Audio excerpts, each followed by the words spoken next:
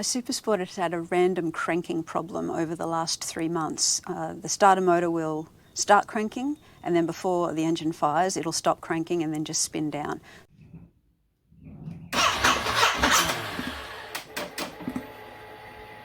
So I'm changing out the 5-year-old battery and hoping that fixes the problem.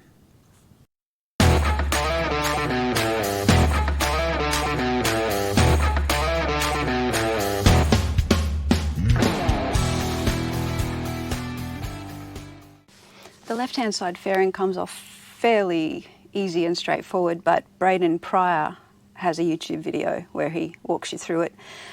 Pretty much just used a 4mm hex key to get all of the bolts out.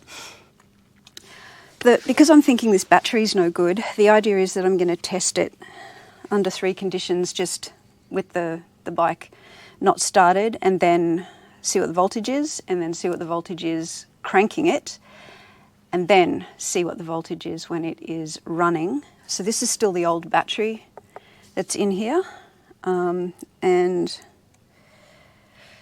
it says 13 volts, so I don't know if that's a sign of it being okay, but we'll see what it says when I'm cranking it. Can you see that?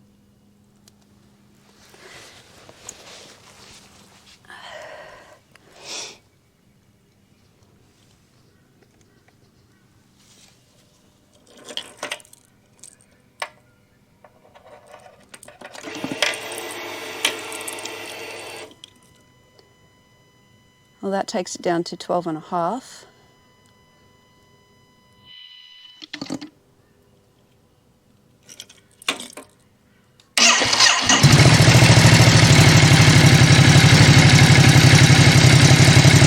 While it was cranking, and now it's 14.2. And it obviously didn't throw that error where it just didn't finish cranking.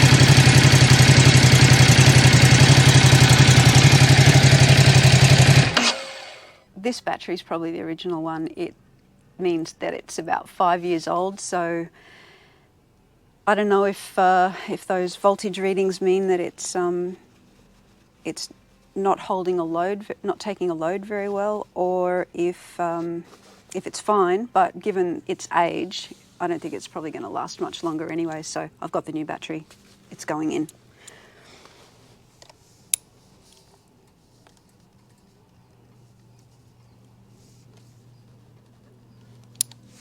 The devil.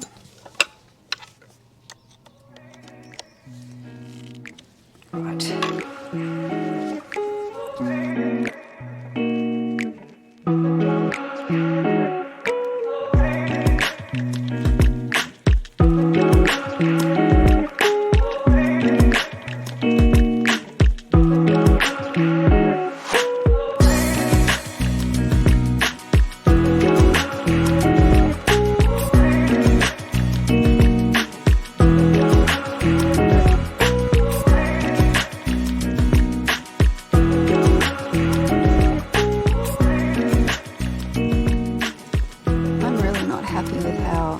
This negative cable sits on the new battery terminal.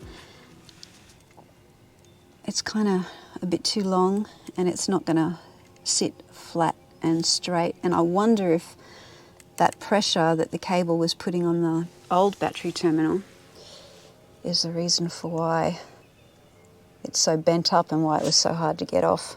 So what I'm going to do is just cut away the electrical tape that's holding the negative cable onto what's like a little bracket or mount. Just move the cable down a fraction so it sits flat and flush on the terminal, and then just zip tie it back onto this little mount. I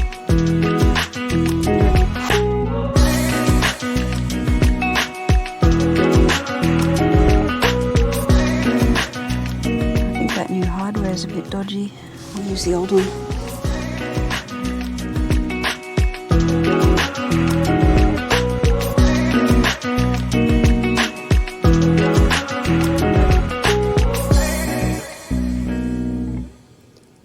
.2.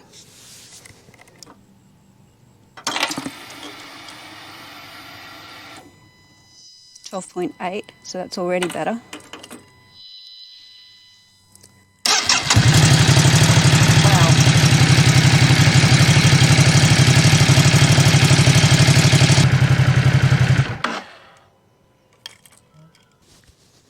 So with the old battery, under the load of the starter motor when it's cranking, the voltage dropped down to 9, but then it only dropped down to 11 with the new battery. And as far as I'm concerned, that fires a lot faster on fewer cranks than it used to. So maybe that's one sign that the battery was getting a bit old.